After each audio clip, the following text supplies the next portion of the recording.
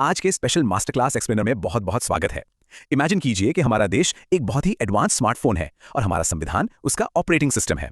तो आज हम जिस टॉपिक को डीकोड करने वाले हैं, यानी संविधान के भाग 3 में दिए गए मौलिक अधिकार, वो दरअसल इस सिस्टम के सबसे तगड़े अनहैकेबल सिक्योरिटी फीचर्स हैं। ये ऐसे फीचर्स हैं जिन्हें राज्य का कोई भी अधिकारी चाहकर भी हैक या डिलीट नहीं कर सकता। आज के सेशन में हम इन अधिकारों को सिर्फ एग्जाम के लिए रटेंगे नहीं, बल्कि इनकी असल पावर को समझने के लिए गहराई में जाएंगे। तो अपने नोट्स तैयार कर लीजिए।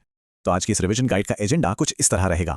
हम 6 मेन टॉपिक्स कवर करेंगे। पहला है संवैधानिक ओएस, दूसरा समानता बनाम समता, तीसरा है सैम रैप की 6 स्वतंत्रताएं, चौथा सुरक्षा, आस्था और संस्कृति, पांचवा आर्टिकल 32 यानी हृदय और आत्मा, और आखिर में अधिकारों का भविष्य।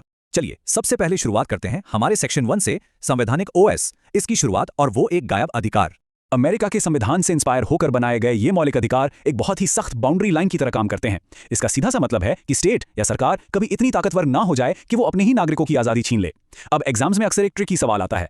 ओरिजिनली हमारे पास 7 मौलिक अधिकार थे, जी हाँ 7, लेकिन आज सिर्फ 6 बचे हैं। तो वो 7वां अधिकार कौन सा था जो गायब हो गया? वेल, वो था आर्टिकल 31 के तहत संपत्ति का अधिकार, यानी राइट टू प्रॉपर्टी। देखिए, आजादी के बाद देश को डेवलपमेंट की जरूरत थी, सड़कें, अस्पताल, डैम्स बनाने थे, लेकिन इसके लिए चाहिए थी जमीन, और लोग अपनी जमीन देने से मना करके सीधे कोर्ट पहुंच जाते थे।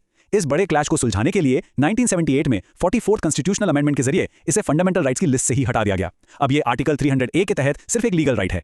ये बहुत अच्छे से दिखाता है कि हमारा संविधान कोई पत्थर की लकीर नहीं है, बल्कि जरूरत के हिसाब से खुद को ढाल सकता है। अब आगे बढ़ते हैं हमारे दूसरे सेक्शन की तरफ, समानता बनाम समता, यानी इक्वालिटी वर्सेस इक्विटी, जो आर्टिकल 14 से 18 तक कवर होता है। आर्टिकल 14 की बात करें तो इसमें 2 बहुत ही बारीक लेकिन बिल्कुल अलग अलग कानूनी फिलॉसफीज छुपी हैं। पहला कॉन्सेप्ट है कानून के समक्ष समानता, जो हमने ब्रिटेन से लिया है, मतलब कानून की नजर में सब बिल्कुल बराबर हैं। और दूसरा है कानूनों का समान संरक्षण, जो अमेरिका से इंस्पायर्ड है। यहां तक तो सब काफी स्ट्रेट फॉरवर्ड लगता है, लेकिन एग्जाम की पॉइंट ऑफ व्यू से असली कंफ्यूजन तब शुरू होता है जब हम अगले आर्टिकल्स पर जाते हैं, जहां एक बहुत बड़ा विरोधाभास नजर आता है। चलिए इसे एक रेस के उदाहरण से समझते हैं। आर्टिकल 15 कहता है कि धर्म या जाति के आधार पर कोई भेदभाव नहीं होगा, लेकिन फिर वही आर्टिकल महिलाओं, बच्चों और पिछड़े वर्गों के लिए स्पेशल प्रोविजंस या आरक्षण की बात भी करता है। अब कोई भी सोचेगा कि भैया भेदभाव क्यों नहीं है? तो सुनिए, सच्ची समानता का मतलब सबको बस एक ही लाठी से हाँकना बिल्कुल नहीं होता। इमेजिन कीजिए, एक रेस हो रही है, एक इंसान पूरी तरह फिट है और दूसरे के पैरों में पीढ़ियों से भारी बेड़ियां पड़ी हैं। अब अगर आप दोनों को एक ही स्टार्टिंग लाइन से दौड़ने को कहेंगे तो क्या वो समानता है? बिल्कुल नहीं, वो तो नाइंसाफी है। इसलिए जो लोग ऐतिहासिक रूप से पीछे रह गए हैं, उन्हें आगे लाने के लिए जो एक्स्ट्रा सपोर्ट दिया जाता है ना, वही सच्ची समता या इक्विटी है। इसी इक्वालिटी को असल जिंदगी में लागू करने के लिए आर्टिकल 17 अस्पृश्यता यानी छुआछूत को पूरी तरह और बहुत सख्ती से खत्म करता है। इसके ठीक बाद आर्टिकल 18 सर या राय बहादुर जैसी पुरानी शाही उपाधियों को बैन करता है, जो सिर्फ जन्म या चापलूसी पर बेस्ड थीं। लेकिन हाँ, यहाँ एक एक्सेप्शन है। डॉक्टर या मेजर जैसे टाइटल्स आज भी पूरी तरह से वैलिड हैं। क्यों? क्योंकि ये टाइटल्स किसी ने खैरात में नहीं दिए, बल्कि व्यक्ति ने अपनी कड़ी मेहनत और काबिलियत से कमाए हैं। ऑलराइट, अब आते हैं हमारे तीसरे और बहुत ही एक्साइटिंग सेक्शन पर, सैम रैप, 6 स्वतंत्रताएं, जो आर्टिकल 19 से 22 तक है। देखिए, समानता ने एक मजबूत नींव तो बना दी, लेकिन बिना आजादी के वो नींव एक खूबसूरत पिंजरे से ज्यादा कुछ नहीं है। तो अब हम बात करेंगे सबसे क्रूशल पर्सनल लिबर्टीज की। आर्टिकल 19 के तहत मिलने वाली इन 6 स्वतंत्रताओं को फिंगर टिप्स पर याद रखने की एक बहुत ही कमाल की मेमोरी ट्रिक है। सैम रैप, इसे रट लीजिए। एस से स्पीच यानी बोलने की आजादी, ए से असेंबली यानी शांतिपूर्ण सभा करने का हक, एम से मूवमेंट मतलब पूरे देश में कहीं भी बेरोक टोक घूमने की आजादी, आर से रेजिडेंस यानी देश के किसी भी हिस्से में बस जाने की आजादी, ए से एसोसिएशन यानी अपना संघ या ग्रुप बनाने की आजादी, और पी से प्रोफेशन यानी अपनी मर्जी का कोई भी काम या पेशा चुनने की आजादी। ये 6 अधिकारों का पूरा पैकेज हर भारतीय नागरिक के लिए एक यूनिवर्सल पास की तरह काम करता है। लेकिन यार, आजादी तभी तक सेफ है जब तक पुलिस या सिस्टम उसका गलत इस्तेमाल ना करे, राइट? आर्टिकल 20 हमें इसी बात की पक्की गारंटी देता है। ये हमें डबल जेपार्डी यानी दोहरे दंड से बचाता है। आसान भाषा में कहें तो एक ही जुर्म के लिए किसी भी इंसान को 2 बार सजा नहीं दी जा सकती। और सबसे खास बात, ये कंफर्म करता है कि पुलिस किसी को भी 3rd डिग्री टॉर्चर देकर खुद अपने ही खिलाफ गवाही देने या जुर्म कबूल करने के लिए मजबूर नहीं कर सकती। एक फेयर लीगल प्रोसेस के लिए ये लिटरली सबसे अहम शील्ड है। और अब एंट्री होती है हमारे संविधान के सबसे ब्रॉड और पावरफुल आर्टिकल की, आर्टिकल 21 यानी राइट टू लाइफ, जीवन और व्यक्तिगत स्वतंत्रता का अधिकार। देखिए, हमारे संविधान की नजर में जिंदा रहने का मतलब सिर्फ सांसें लेना नहीं है। इसमें बहुत कुछ शामिल है, जैसे राइट टू प्राइवेसी, एक साफ और स्वच्छ पर्यावरण, पूरी गरिमा या डिग्निटी के साथ जीना, और यहां तक कि मुफ्त कानूनी सहायता पाना भी इसी का हिस्सा है। और हाँ, एग्जाम के लिए पॉइंट स्टार मार्क कर लीजिए। 86वें संशोधन के जरिए आर्टिकल 21A जोड़ा गया था, जिसने 6 से 14 साल के बच्चों के लिए एजुकेशन को भी इसी राइट टू लाइफ का एक अटूट हिस्सा बना दिया है।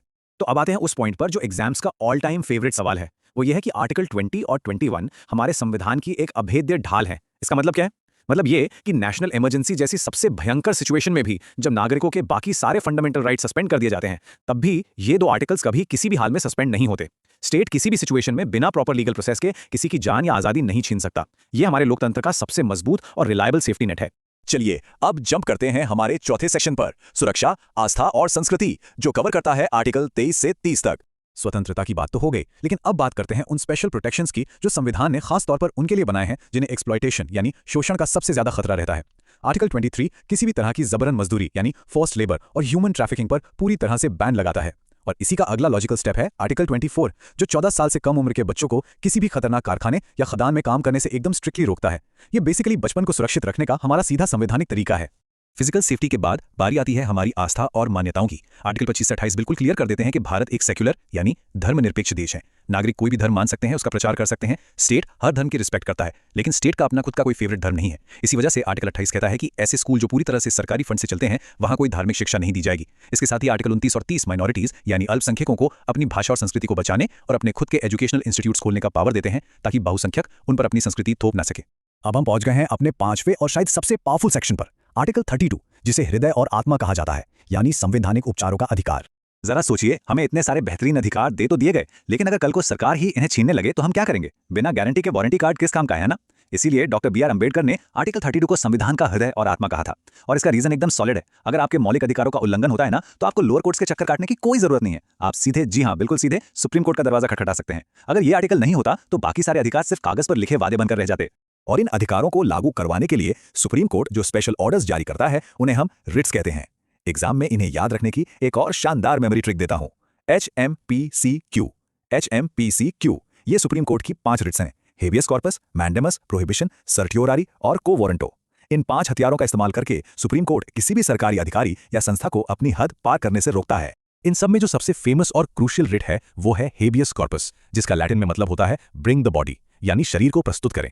मान लीजिए पुलिस ने किसी व्यक्ति को बिना किसी वैलिड रीजन के अरेस्ट कर लिया, तो सुप्रीम कोर्ट इस रिट के जरिए पुलिस को सीधा और कड़ा आदेश देता है कि उस बंदी को तुरंत कोर्ट के सामने पेश किया जाए। एक तरह से देखा जाए तो इन रिट्स के जरिए सुप्रीम कोर्ट हम नागरिकों के अधिकारों का अल्टीमेट कस्टमर सर्विस मैनेजर बन जाता है, जो सीधे और तुरंत एक्शन लेता है।